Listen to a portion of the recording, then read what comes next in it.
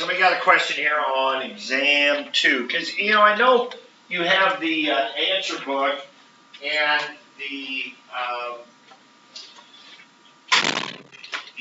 whether it's online or up here, you take pictures of it, whatever. So I was telling the other guys, I think back to 10 years ago, before everybody had a cell phone with a camera and access to the internet, well, maybe 15 years ago. Find all this stuff. And so one thing that's changed a lot is I noticed a lot fewer people coming in and looking at the answer book. I used to have hordes of people in the morning or after school and look at the answer book and going to the library, making copies, of the answer. And so this is nice. For you guys, it's, I'm fine with that. You have access to that. So sometimes you look at the answers, and then you figure it out, and you're like, oh, okay, I got it. I see what they did. So you don't have as many questions, maybe, but maybe there would be something that you thought was kind of confusing, and it didn't quite get how they did it. You always have to say, now, can I do this on my own? Can I do this without looking at the answers to, give me a hint as to what I'm doing? And I think sometimes with that easy access to the solutions, we work backwards a little bit. I think in some ways that can hurt us when it comes time to actually doing it. But, you just got to be honest with yourself and figure that out. So anyway, with that said, I know there's some things that come up in these packets that will be good for us to talk about as we head to the midterms Friday. This one? Yeah. Yes. Number 20. Okay.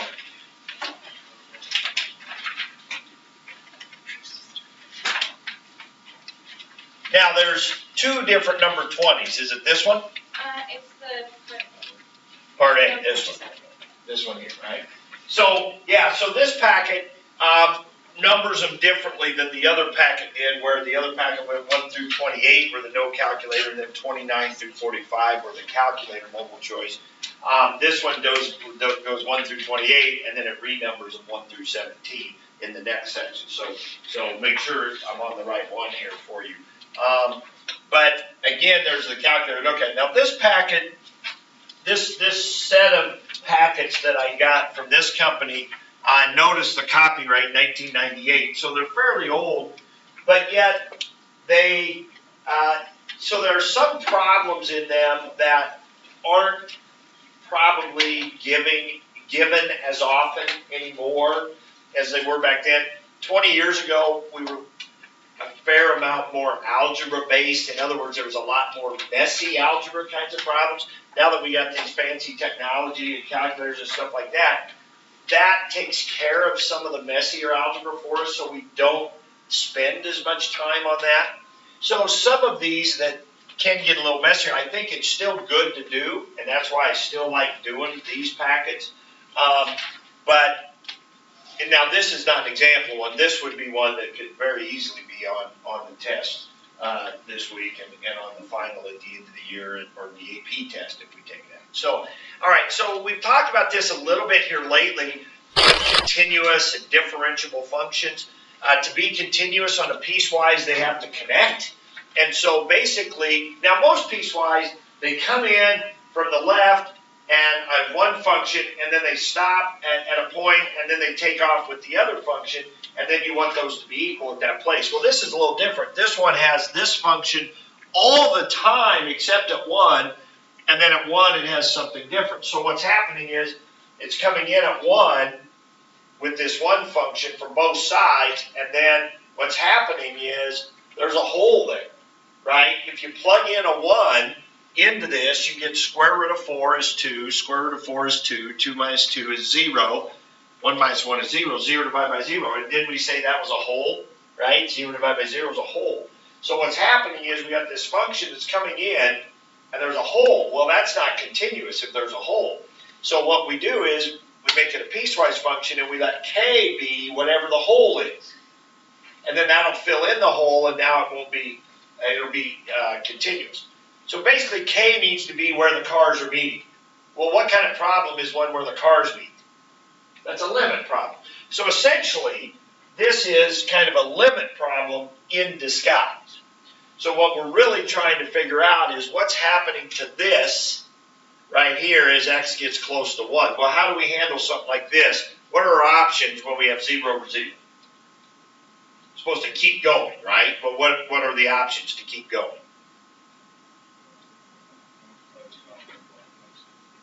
What thing? Yes, that's one of the options. What? No. Multiply the top bottom by what part of the top? Starts with a C. The conjugate. Whenever you saw a square root, remember we had the conjugate method. So you got, and actually that one's probably about easier than, well, I don't know if it's easier, they're about the same. What's the other option? What's the other option when you have 0, 0? L'Hopital rule, right? Now that might get messy because of these square roots, but let's do both. So the conjugate says take the radical plus the radical, right? If you got radical minus a radical, take the top and bottom times radical plus a radical. Well, on top, you'd FOIL that. So radical times radical, that'd be x plus 3. Minus radical times radical, that'd be 3x plus 1. You got to put that in parentheses. Okay, the bottom would be this whole big mess, radical plus radical, and then x minus 1 would be down there. Okay, so that's what the conjugate method would look like right there. Okay, now we should simplify this top. We get x plus 3 minus 3x minus 1. We get negative 2x plus 2. We take out a negative 2, and we get x minus 1. Oh, that's really nice, because that allows the x minus 1s to cancel. Okay, that's what we needed to happen, because the x minus 1 is what was causing 0 divided by 0, because we were plugging in a 1.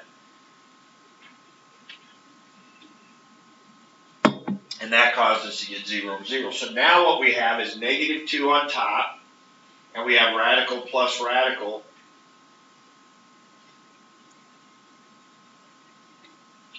We have radical plus radical on the bottom. Okay, well, what's radical plus radical? Well, if we collect this radical, put a 1 in, that was 2. Put a 1 in there, that's square root of 4, that's 2. So this is square root of 4 plus square root of 4. 2 plus 2 is 4. You get negative 2/4, which would be negative 1/2. So there we go. So that's one way to do that. Okay, but again, if you didn't recognize, if you didn't understand about piecewise functions, you weren't even going to understand that this was a limit problem, right? So you got to look at it, and you got to say, okay, this has this values, but not 1, because that's 0 over 0. So at 1, we want it to have this value. Well, and so you got to understand that 0 over 0 is a hole. And so the k just needs to be where the hole is, and then that'll fill in the hole, and then it'll be continuous. So we won't have a jump or a hole or a gap or a break or anything like that. Now, L'Hopital's rule would say do the derivative. So what you have up there is x plus 3 to the 1/2, and you got 3x plus 1 to the 1/2. So if I do the derivative at the top, it'd be 1/2 x plus 3 to the negative 1/2, minus, and then it'd be 1/2 3x plus 1 to the negative 1/2, and then you kick out a 3. And then the bottom, the derivative, just 1. Now, it seems kind of messy, but it really isn't that bad. The 1, we can ignore this bottom now. And so over here, I'm going to have 1 over, I'm going to have 2, and I'm going to have square root x plus 3. Right? That's going to be that one right there. This one, I'm going to flip that to the bottom. The 3 will stay on top, so I'll have 3, and I'll have 2, and I'll have square root of 3x plus 1 down here. I mean, really, that's not bad. Just do the derivative, negative power, you flip it over, and now you plug your 1 in. So what do we get? The square root of 4 is 2, 2 times 2 is 4, so we get 1/4. Put in a 1, square root of 4 is 2, 2 times 2 is 4, we get 3/4. So we get 1/4 minus 3/4.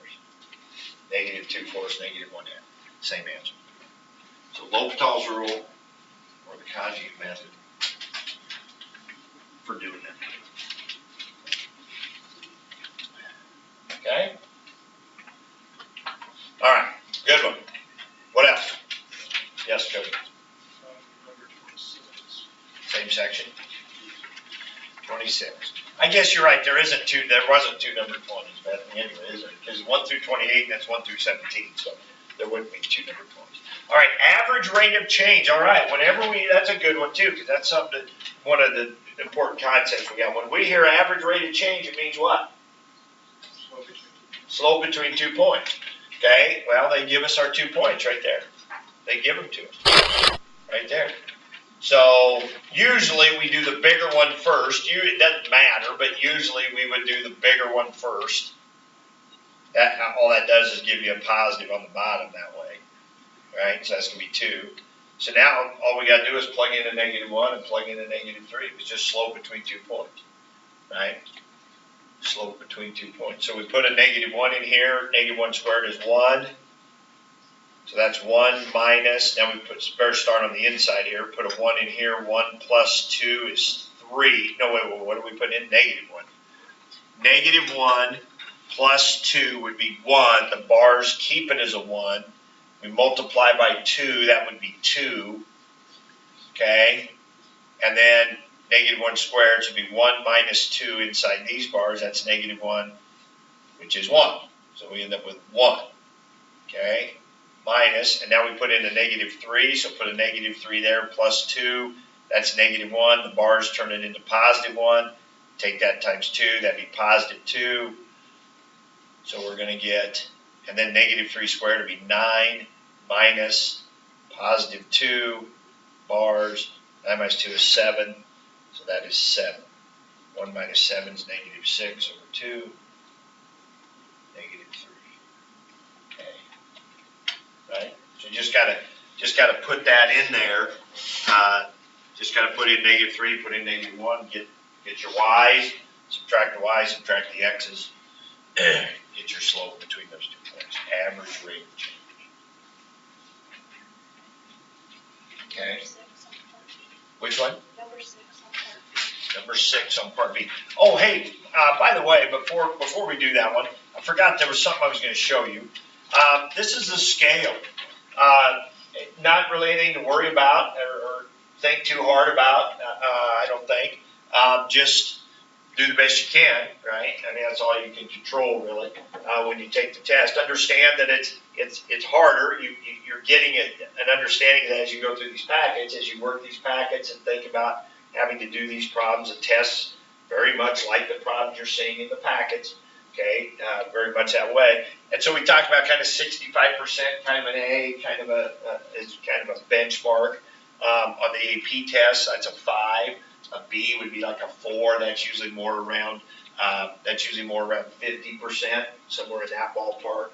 Okay, so if you look at the scale here, the calculator, this is the one we're going to do Friday, the one with the calculator. Now that one is 31 points. There are 31 points there. 10 of those come from multiple choice. There's 10 multiple choice questions. Okay, and there's 3 free response questions, and the different parts add up to 21 points. So there's a total of 31 points. Now, most of the points are in the free response. So you think about that, you may not want to spend a great deal of time. Now, I don't think time's going to be an issue. I'll talk about that in a minute, but I don't think time's going to be really an issue, but you probably don't want to spend a ton of time on those 10 multiple choice questions because that's only 10 points. They're 1 point each. You get into the free response, those are 6 or 7 for each problem. Now, each problem has multiple parts, okay? But you get some partial credit, stuff like that. So about 2/3 of the test on Friday is in the free response section. So just make sure you give it its due time. Now, when you get to the one on Monday, that one, the time pressure is a little more because it has 17 questions as opposed to 10. The free response is about the same. So it has almost double the number of questions, and it's about the same amount of time. But remember, the AP test does that. The multiple choice on the no calculator is about 2 minutes a question, and the calculator part's about 3 minutes a question. So that's where I came up with my time. 10 of these at 3 minutes a question is 30, and then 3 free response questions. Now, free response questions on the AP test about 15 minutes each, so that's 45 minutes. So 45 and 30, 75. Now, I took off some of the parts because the free response questions I give you are going to be actual free response questions from past tests. And they're each, in the actual AP test, each free response question worth 9 points. So 3 questions should actually be 27. Well, there's some of those parts we don't know how to do, so I took those parts away.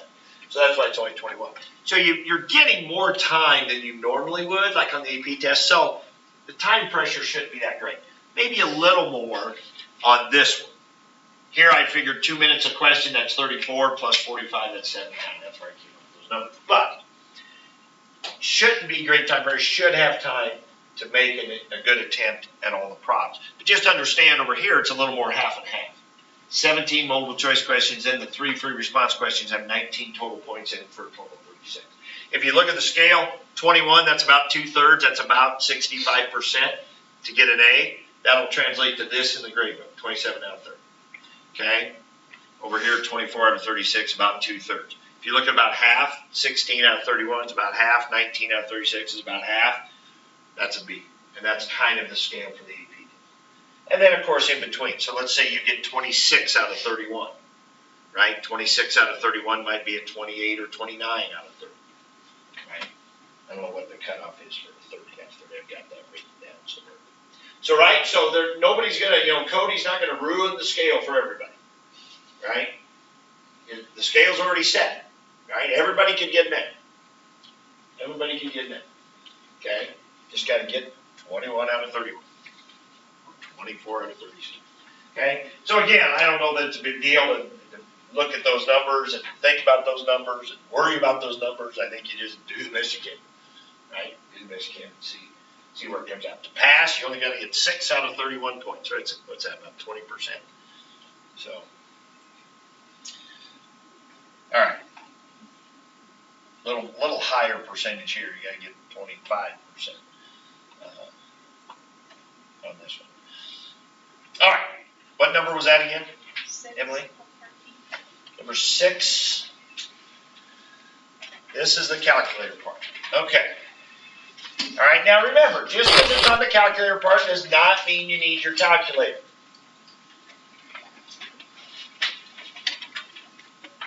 But you might. You start seeing decimals down there in the answers, you might need it. Okay, so here's the volume of a cone. Sand is being dumped. It makes a cone whose radius is always 3 times its height, right? So that reminds us of our quiz, when we do an optimization of related rates, right? The quiz we took on that stuff, related rates, right, is the situation we're talking about here. The radius is always 3 times the height. So right away, if we have volume equals 1/3 pi in place of the radius, we can put a 3h, right? And so 3 squared is 9. 9 times a third would be 3 pi h cubed, right? I think I did that right, didn't I? Radius is 3 times the height. So if I substitute 3h in for r, I'm going to get that right there. Okay. What rate is the radius changing after 6 minutes? So we're looking for r prime. Oh, so that was not good. I shouldn't have put r prime. I should have done it the other way around, shouldn't I? I'm so used to the problems we did, we usually wanted h, right? The questions were usually about h. Now the question's about r. Okay, so I'm going to reverse it. I'm going to change course here. I'm not going to do that. Now I could do that because r prime would just be 3h prime. So I can find h prime and then let r be 3 times that. But let me just reverse course here. Let me do r equals 1/3, or excuse me, h equals 1/3 r.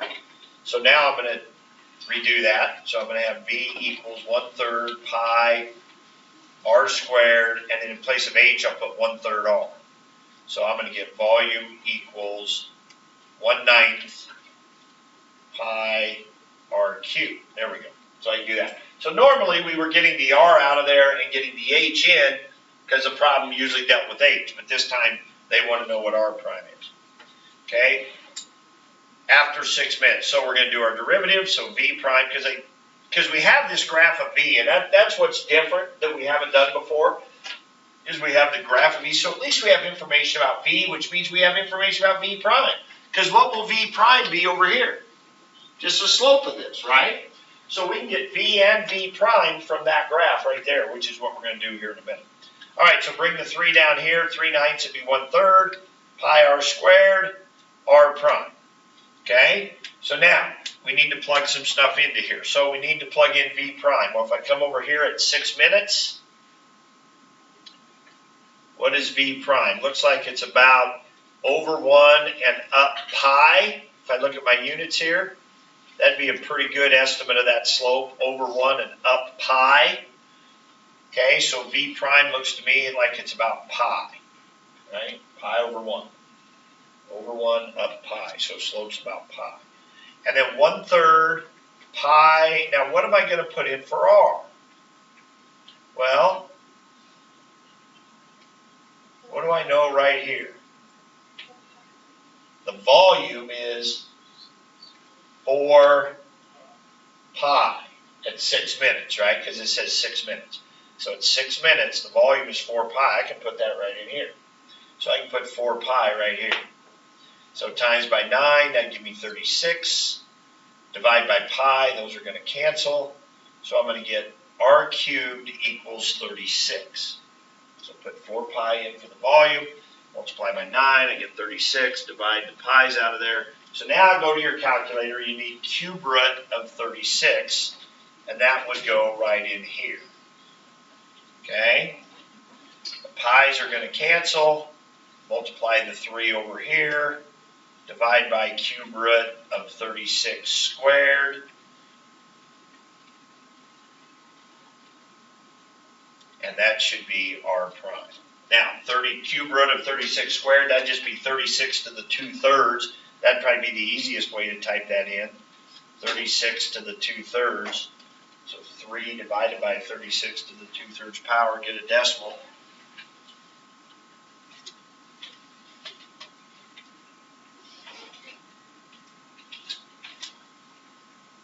So that had a few twists and turns in it. And we used a graph over there, but it's basically some related rate situation. Anybody get decimal area? 0.275.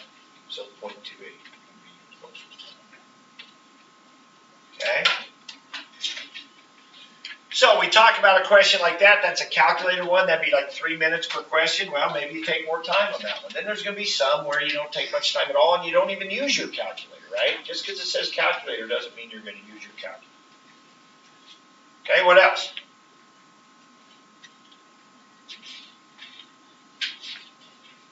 Number 15 on part Going back here.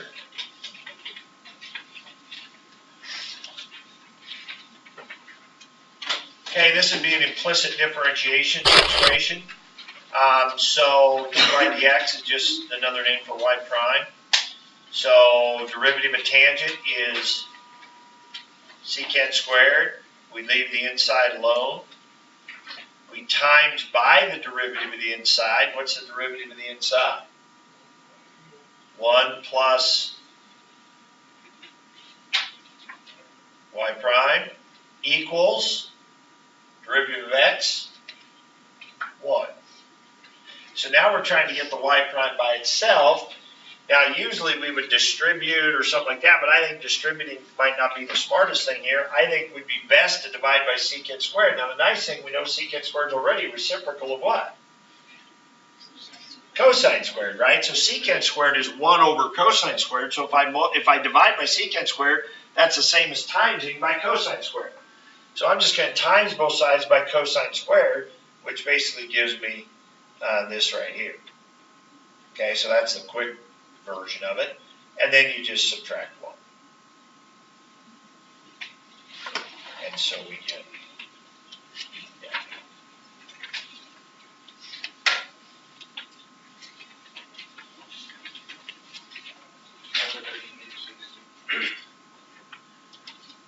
next one.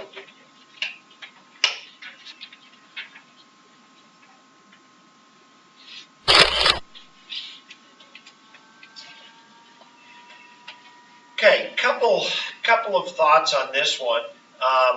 There's a couple different ways to do when you have a function in a function, right? There's a chain rule. Now, one way to do it would be to just do this.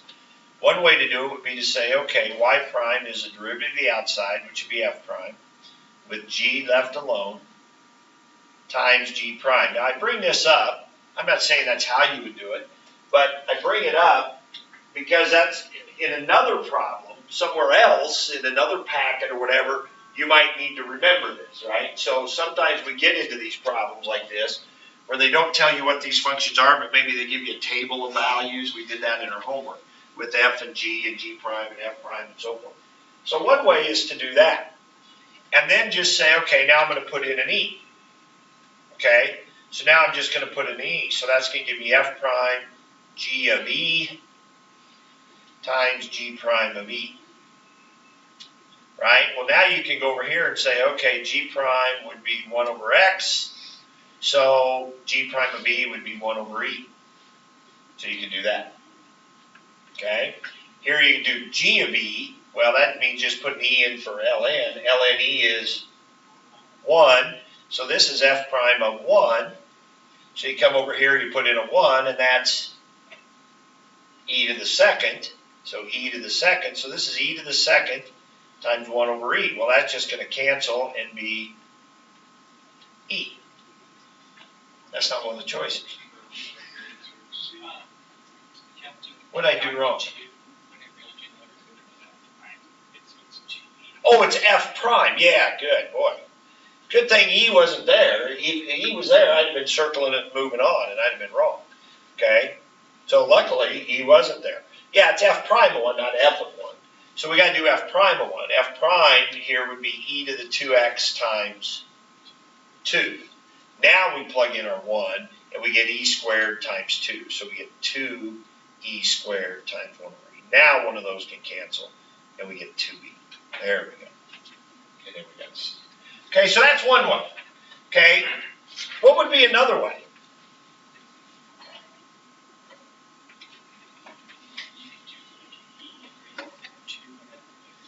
Yeah, go ahead and put the g function inside the the f function. So take ln x and put it into here.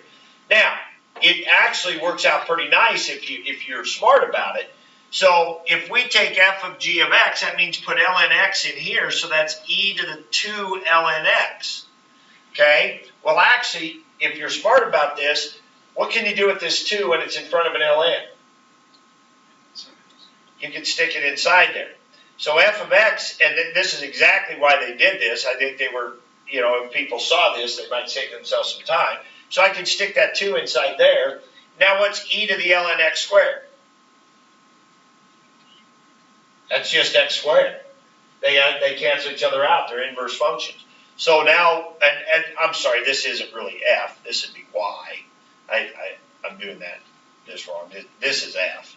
So I shouldn't really be calling that f. I should be calling this y. Okay. This is f of g of x. This is y. This is y. So I get y. So now what's y prime? 2x. Now stick an e in there. 2e. And you're done. Right? So, it's up to you which one you think is easier. But that's, either way, are ways you could have attacked that. So they give you f of g of x, just take g, plug it into f, simplify it, then do the derivative, then plug in an e, or do the derivative of f of g of x first, plug in your e, and work it out. Okay? Depending on the problem, one way might be significantly easier to understand than the other. Okay?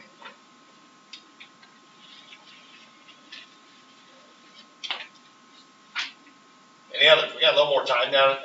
I've got a couple things I want you to do here, and then we got work done.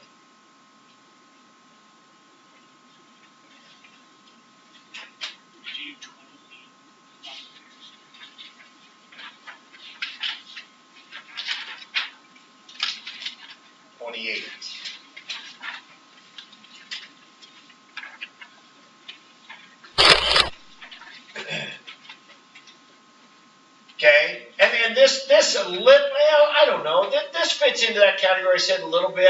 In the recent AP test, I probably haven't seen a problem written quite this way, but it certainly can be. But a lot of times things go in circles. They for a while the test kind of look a certain way. You kind of see the problems. All of a sudden they start bringing back. People get used to that, so they mix it up. And they bring back some problems from older tests from previous years. So they're constantly kind of changing. So that's why I like to do some of the newer packets, some of the older stuff too. But that's literally just t times x. And it says the position is x, t is the time. So t is your input, x is your output. They want the velocity. So what are they looking for? Not t prime. X prime, right? Because it's x prime. Because x is the output function. So x is our output. That's our position. X prime is our velocity. T is the input. Okay, and that's what makes this a little bit strange, is you got to remind yourself of that. Okay, now, we're used to seeing Yeah, because when we see this x over here, you could divide by x. I mean, that'd be one option. I'm not going to do that. That'd be one option, but what's confusing about that is you're thinking x is your input, you're thinking t is your output. See, so that's why I think maybe you said t prime. See, it's not t prime, it's x is the output variable. We're just not used to seeing it that way. Now, we could certainly do that, but then you get a quotient rule, it gets messy. Might as well just leave it the way it is here. But what this does is a problem like this points out the usefulness of the implicit differentiation, right? We don't need to rearrange this. We can find our x prime right now from this. Now remember, we're doing it with respect to t. T is our input variable. We're doing dx over dt. They tell us x equals 2. They want x prime is what we're looking for. So let's do the derivative. We're going to do a product rule. So now, what's the derivative? So product rule. So derivative of the first. So what's the derivative of t? Good. Yeah, it's 1. It's not t prime. It's 1. X left alone. Plus t left alone, what's the derivative of x?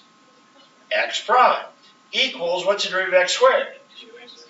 2x x prime, very good, and the derivative of 8 is 0. Okay, so now you could say what we're used to doing now is getting the x prime on one side and get it by itself, but we really don't need to do that because all I need to do is find x prime, so we can start plugging in stuff now. For example, I can start plugging in my 2 right now. So I get 2. Problem is I don't know what to put for t. So I'll hold that off a minute, put a 2 in for x here, so that'd be 4x prime. So now if I can just figure out t, well, how can I figure out t? Put a 2 into the original equation right here. So let's put a 2 right there for x, so that would be 2t equals, and then put a 2 here, 2 squared is 4, plus 8 is 12, so t equals 6. So t is going to be a 6. So now we can just subtract 6x prime over here. We get negative 2x prime. So x prime is negative 1. Okay? So, was kind of a strange looking problem there a little bit.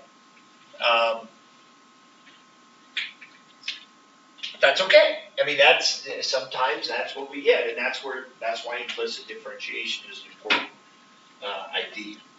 Okay, and then again, understanding that position is the x function, x prime is the velocity function, x double prime is the acceleration.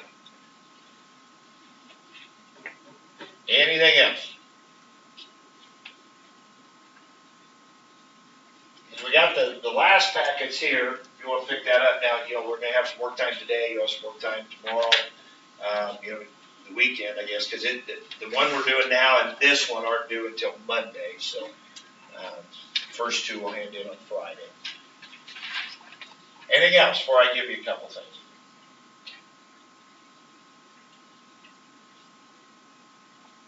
Chris, do you have one? All right. So go ahead and get your notes out. I just got a couple of problems here that point out a couple of different types of situations that we haven't kind of run into it, or we may have, but ones that I'm trying to pick out some things that I know are going to be on there. I know that you're going to see. I want you to be prepared and ready to handle. That's not one of them.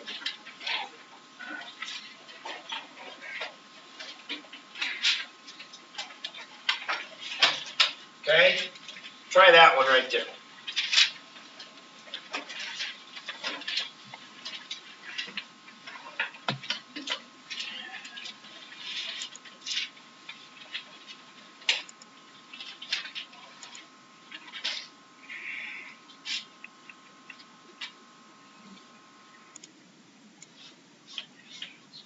Still didn't start.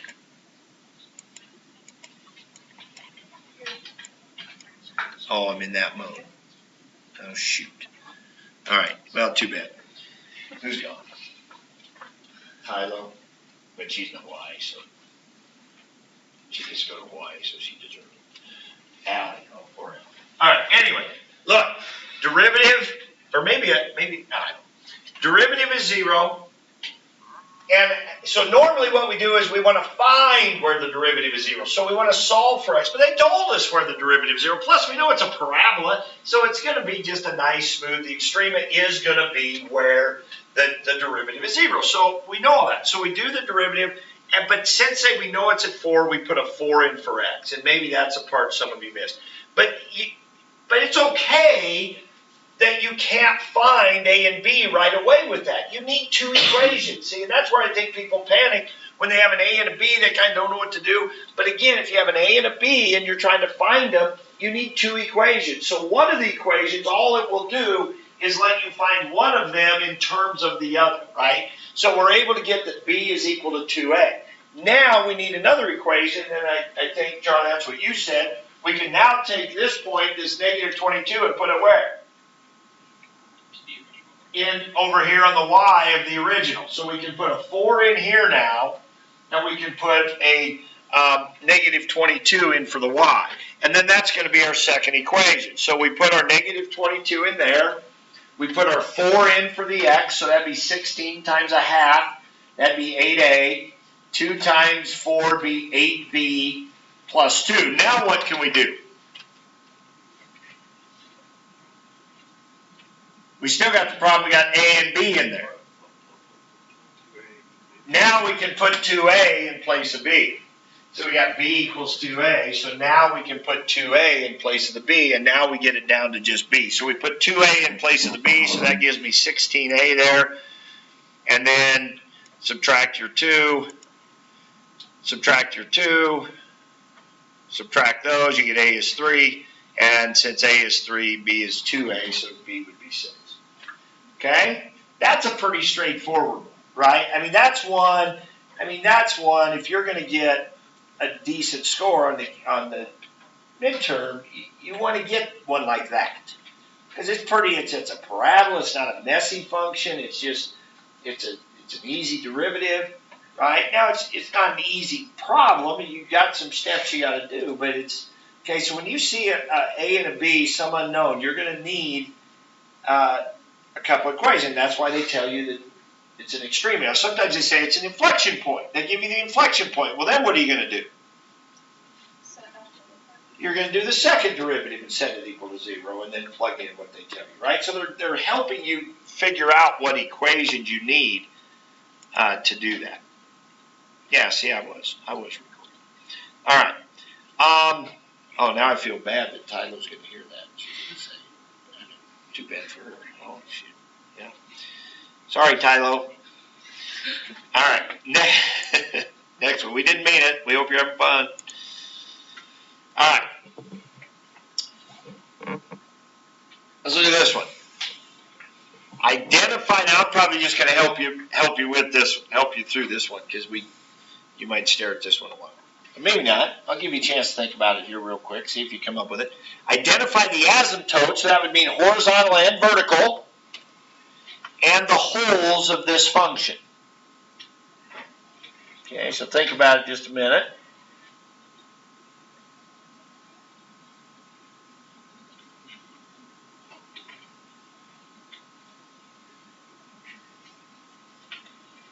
So asymptotes and holes. So what's the first thing that comes to mind that you might do?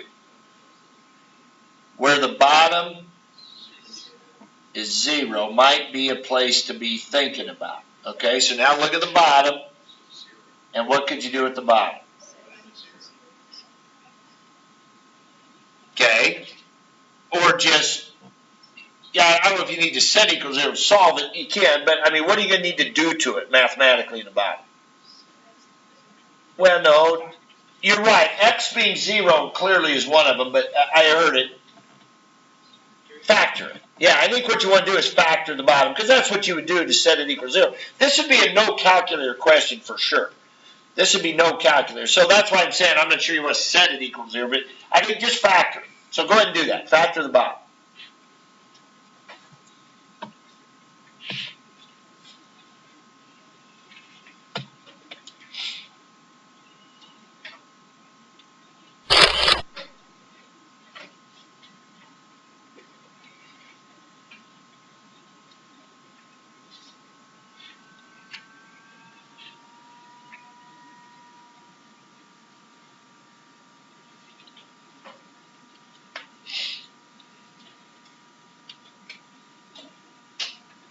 Okay, you got it? Look like that. Take out a 3x. And then do that. Okay, so you can at least get that for asymptotes, holes, that's where it's undefined, is kind of comes to mind. So you look at the bottom. So now what are my possible holes and those kind of things when x is 0, 1, or 3? Now we can't factor the top or anything. So what can we do now? What happens in a hole? We had that earlier today. 0, 0. So how could we test this? Plug them in, right? So let's put a 0 in. We know, let's put in a 0, a 1, and a 3. Now we know the bottom will be 0, right? On all those. So let's put a 0 in the top. What do you get? What's that tell you? That's a vertical asymptote, right? When you get 6 over 0, 7 over 0, something like that, that's a vertical asymptote. So we just found one. So vertical asymptote, x equals 0. Okay? Now let's try a 1. Put a 1 in there. 1 minus 7 is negative 6 plus 6. What did we just figure out? There's a hole at x equals 1. Now what? Looking at 3. 27 minus 21 plus 6. 27 minus 21 is 6. 6 plus 6 is 12. 12 over 0 is what? Vertical asymptote. So we got a vertical asymptote at 0 and at 3, and we got a hole at x equals 1. But we're not done. What about horizontal asymptotes? Horizontal asymptotes are as x goes way, way, way, way, way out here to infinity. Right? What is this doing as x gets really big? What counts? What matters? 1/3. There's a horizontal asymptote at y equals 1/3. That gets into those limit problems as x goes to infinity. Horizontal asymptote is as x goes to infinity. Vertical asymptotes, 6 over 0, 12 over 0, something like that. Horizontal asymptote at 1/3. Vertical asymptotes at 0 and 3. A hole at x equals 1. Now I actually went ahead before class and graphed this one on Desmos, and here it is. Sure enough, vertical asymptote at 0, vertical asymptote at 3. Looks like a horizontal asymptote right in here somewhere. It turns out it is at 1/3, and you can't see it, but right here at 1 is a hole. Right? So there you go. So that's what the graph of that thing looks like. So pretty quickly we could get a pretty decent picture, an idea of what that is just by doing that right there. Okay. Next, let's see. We did that. Okay.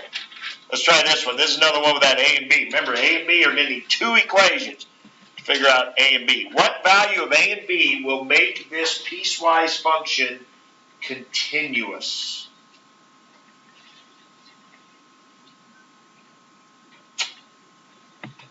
Which again, remember, connected. No holes or gaps or jumps or anything.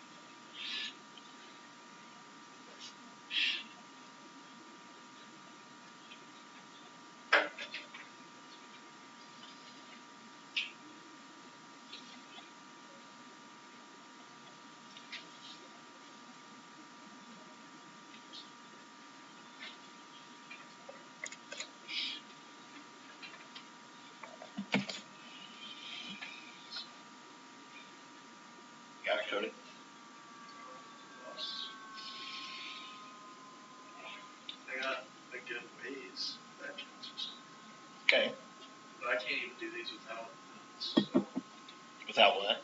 without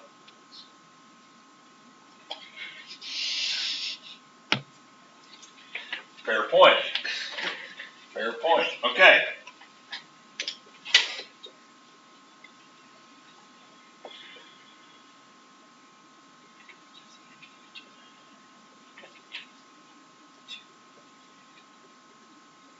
I'm totally making this one up, so I don't even know if it's going to work out. So let's say we had a piecewise function like this.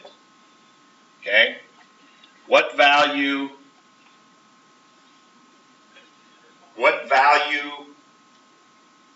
or is this function continuous? That's the question.